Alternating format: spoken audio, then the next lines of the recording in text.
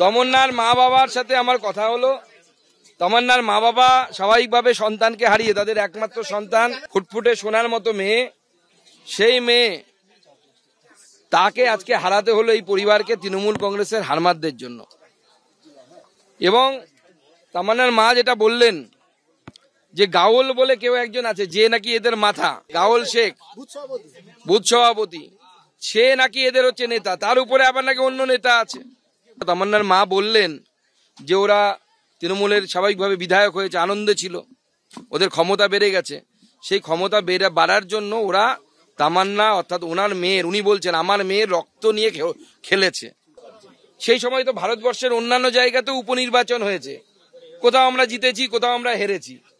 গুজরাটে আমরা জিতেছি, অন্য জায়গায় আমরা হেরেছি, কিন্তু কোথাও তো কংগ্রেসও বিজেপির কাউকে মারেনি। যেখানে কংগ্রেস জিতেছে বা আপ জিতেছে তারাও বিজেপির কাউকে মারেনি, আবার বিজেপি যেখানে জিতেছে তারাও কংগ্রেস বা যেখানে আপ বিরোধী তাদের কাউকে মারেনি। কিন্তু এই পশ্চিমবঙ্গে কেন এই